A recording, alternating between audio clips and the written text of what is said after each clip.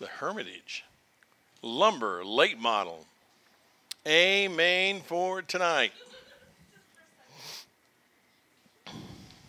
So here's where it's going to get fun for our first feature of the evening. Only 8 entries, but where this is going to get interesting, Justin Wells. He's going to start all the way on the very last row. He is your current point leader.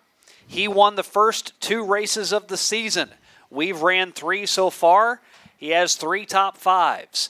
He is bad fast. Over 400 career victories for the pilot of the number 98 out of Aurora, Missouri. Can he work from the last row all the way to the front? The man in front of him, who is going to start inside row number 3, is the driver that won last week, and he's the defending champ here at Lucas Oil Speedway, and Larry Ferris. And Joe Walkenhorst, what a redraw he had. He ran really well in the heat.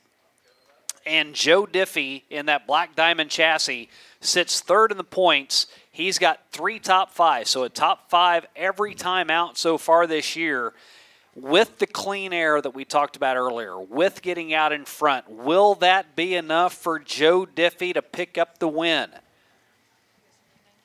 9 career wins. He would love to be able to make it double digits here tonight, and he will start from the pole to be able to do so. Well, you got it. You can't count out, like you said, Justin Wells. Gentleman back there, he's going to be starting at 7th position. Bad on the draw, but, man, that car has 97 wins under his belt. And looking for 3 more before he said he can retire it. And Justin, down in Aurora, I mean, he just has been fast.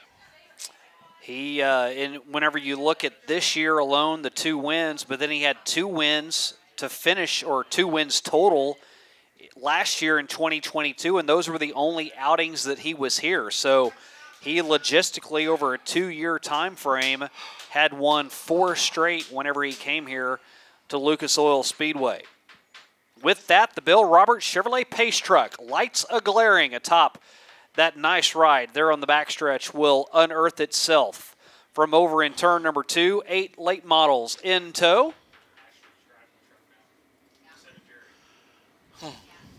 No. And how about our new Pace Truck driver, Ashley Ballinger? You see her down there on the front stretch every single night during our trophy presentation. She will pilot the Pace Truck with 8 late models in tow. Doug, why don't you get it set for us? All right, as they come around. That could be scary with Ashley behind the wheel. On the pole, it's going to be Joe Walkenhorst. Walkenhorst, the Elkton, Missouri, number 90.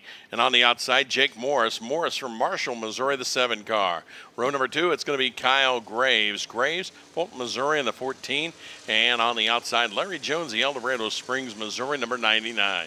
Your 3rd row is Larry Ferris, the defending champion on the series of 51 from Nevada, Missouri. And on the outside, flying Brian Allison, the 1A from Marshall, Missouri. Your final row, it is Justin Wells, the Aurora, Missouri 98. On the inside, and Josh Newman, Fulton, Missouri, the 40 car. On the outside, Shane, 20 laps will decide it here tonight. You know, usually the cars on the front row actually go to the inside and the outside of the Pace Truck, just pull up alongside. I actually didn't give him a chance. She's got a heavy right foot. Yes. It is scary. Lights are out on that Pace Truck.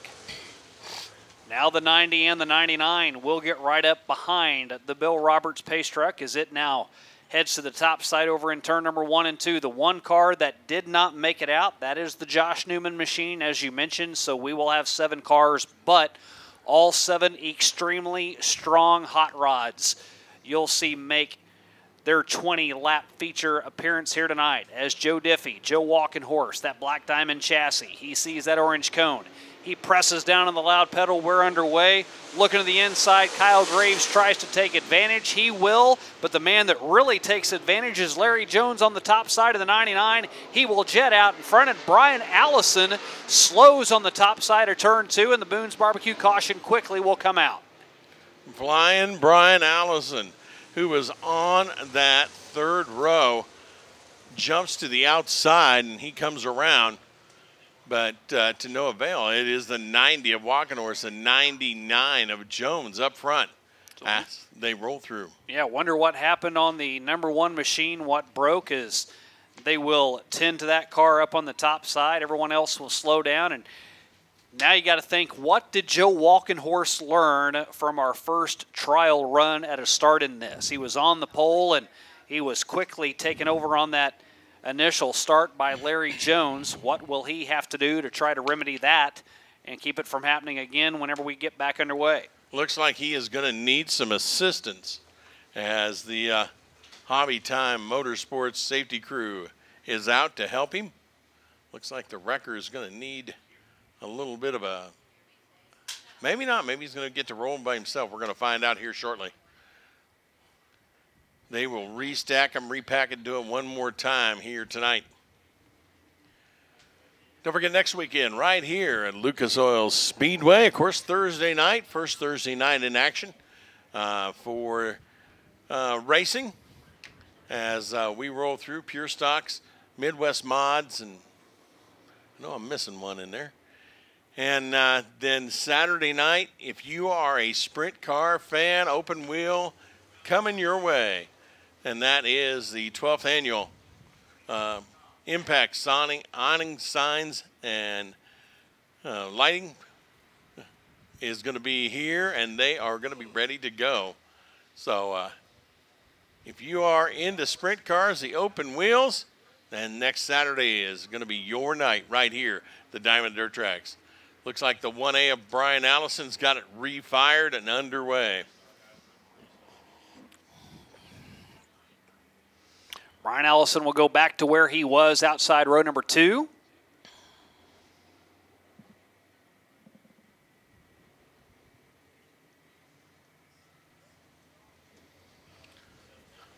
Yellow is still on. Shane is now it goes off. Mike Striegel turns off that yellow light. Means we're going to go green flag racing out of turn number 4. 20 will decide it. Boy, the wind has changed directions. Whenever we started the night, it was blowing out towards turn 3. Now it's shooting straight down the backstretch. It is a headwind as Joe Diffie and Larry Jones have that front row nice and slow through turns 3 and 4. Ready to get after it again as Joe Walkenhorst leads them off at 4 and to the green. Green flag flies. Walkenhorst, the 90, is going to be your leader. The 99 of Jones in that second spot. Here comes Graves. Kyle Graves, the 14 car, in third. Allison, the 1A, in fourth as they come. Here comes Larry Ferris. Ferris to the inside. They make contact. Wells involved. Allison involved. Ferris is able to escape. As again, with only one lap in the books, the man that sits number 1 in the point standings and number 2 in the point standings both get together. The first get together, it looked like, Shane, was Larry Ferris and Brian Allison coming down that straightaway trying to side by side. I don't know what happened, but they got into each other, got turned around, and drove Allison into the 98 of Justin Wells. And you can see damage on the right side of the 51, so while he may have gotten away from that mess, he didn't completely get away unscathed, as there is some damage on the right side of the 51. Damage, of course, on the right side of that 98 car of Justin Wells. Over in turn number 2, looks like they're going to try to help him get that pulled out.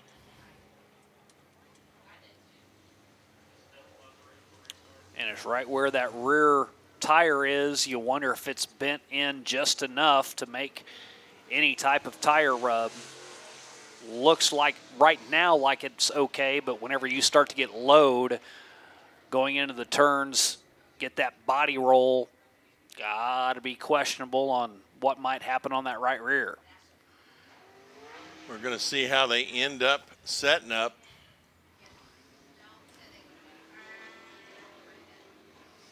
So we will try the start again. It did not quite get a lap in. So right back to where we were. Same song, second verse.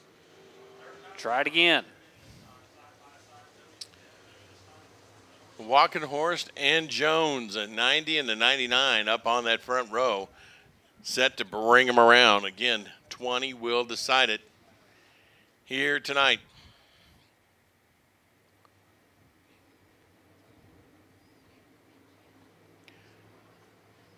Don't know for sure. I'm pretty sure the wind not affected them that much, but could be on a tailwind coming down on that out of turn 4. Here they go. Out of turn number 4. Green flag in the air this time. Good start by all the cars as they're able to navigate 1 and 2. No issues this time as Justin Wells is on the charge. Looks to the inside of Larry Ferris. And Joe Walkenhorst, who got the whole shot on the original start, leads now by 4 car lengths over Larry Jones. Ferris on the low side, trying to protect that low side against the 98, but here comes Justin Wells. Wells, who started tail back, has moved himself all the way up to that 3rd spot. Yeah, the man on the move, though, is Larry Ferris. He's got the lead. He started back inside road number 3, and he laid waste to the field. And the 2 cars we talked about in the intro to that was your point leader in Justin Wells and last week's feature winner in Larry Ferris. They have sliced and diced their way to the top as Wells was starting to get a run to the outside, but Ferris, however, will knock that momentum off as he cuts up in front of him off of turn 4, but Wells will have none of it. He makes the pass on the outside going down the backstretch off of turn 4. He will fly past Larry Ferris and grab the lead by 4 car lengths, 4 laps in. It is Justin Wells, the 98 from Aurora, Missouri, your leader as they come around in that 2nd spot. The 51, that is Larry Ferris. Ferris, last week's winner, the defending champion on the series, here from the track in 2nd from Nevada, Missouri. 3rd, it is El Dorado Springs, Missouri, 99. That is Larry Jones, the veteran, as they come around. It is Wells with the lead. 1.1 second advantage over Larry Ferris. So now we're getting down to that point where everybody's spread out.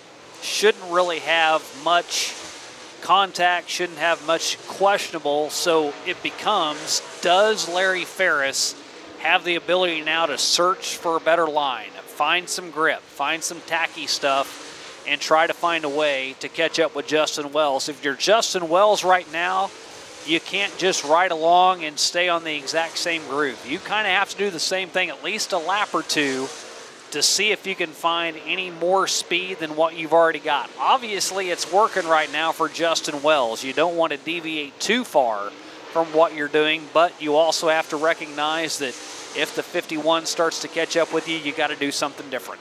Looking in the Jumbotron, and you hear all these drivers talk about the fact that they look at that roll, look at that Jumbotron going down that back straightaway, know where they're at, know who's behind them, and he's got to know that Larry Ferris is behind him, but he does have a little bit of a lead as they come out of turn number 4.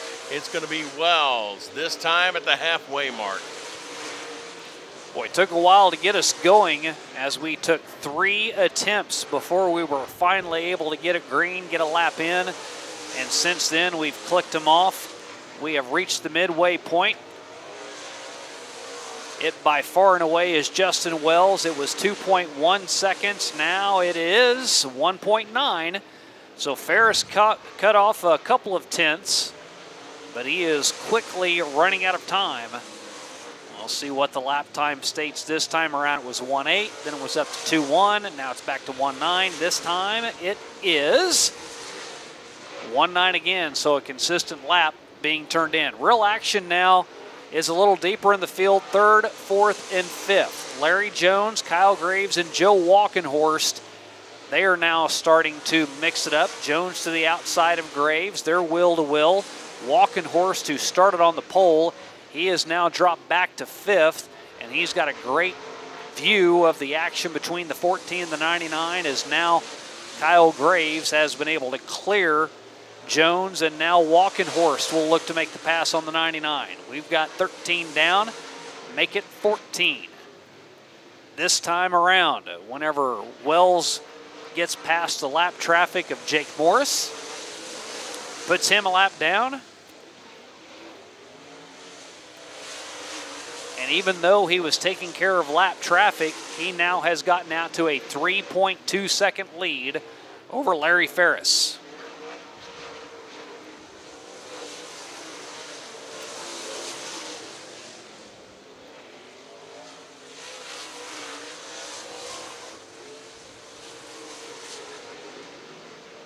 If you're Justin Wells, you got 4 laps left. You have a very sizable lead over Larry Ferris, and you're looking at 3 cars that have, well, now 4 since Brian Allison is up into it, have really started to mix it up. And I think if I'm Justin Wells, I don't get anywhere near the 4 cars in front of me, as I have a big enough cushion between right now where he is and Larry Ferris riding in second. 2 to go, this time for Justin Wells.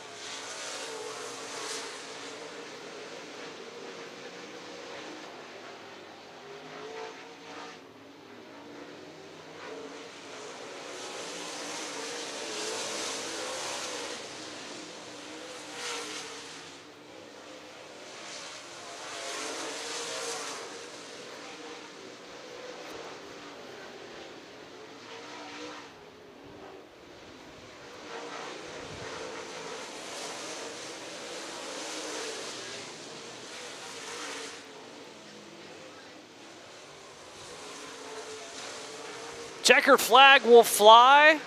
Justin Wells, he tears the field up. 3.7 seconds his win over Larry Ferris. Kyle Graves another 10 seconds back of that. So Justin Wells has done it again. 3 out of 4 ain't bad.